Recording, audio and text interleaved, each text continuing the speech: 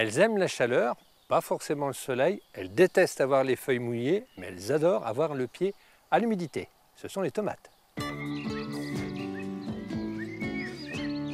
Et pour remplir tous ces critères, il faut bien entendu construire un abri. Ici, il s'agit d'un abri effectué avec des châssis de maraîchers. On aurait pu utiliser du polycarbonate que j'aurais pu poser sur mon encadrement ou tout simplement installer les tomates sous une serre en plastique. Vous trouvez assez facilement des serres à tomates dans le commerce ou pourquoi pas les cultiver sous serre en verre.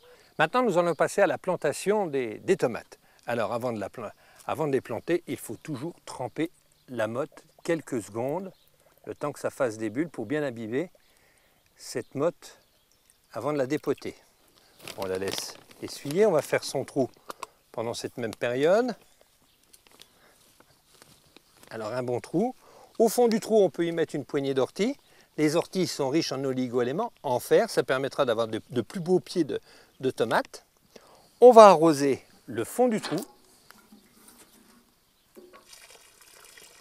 Alors on arrose avant pour que l'humidité reste au fond et ainsi la tomate au moment où elle va commencer à s'enraciner, elle va aller chercher l'humidité au fond et ça lui évitera de remonter ses racines, elle sera moins demandeuse en eau par la suite.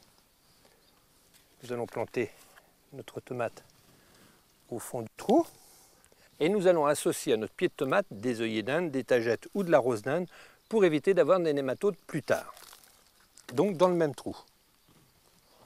On va apporter un petit engrais organique, un engrais spécial tomate, puisque les tomates sont assez gourmandes. Une poignée. On remet du terreau par-dessus, du bon terreau, puisque la tomate est assez gourmande. Voilà, notre tomate est maintenant plantée.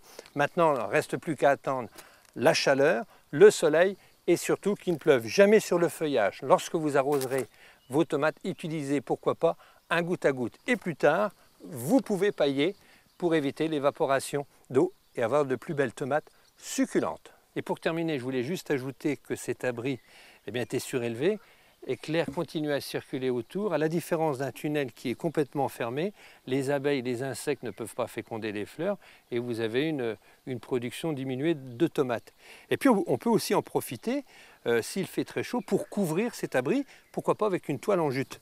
Puisqu'il faut savoir, concernant les tomates, ce n'est pas forcément le soleil qui fait rougir la tomate, mais la chaleur.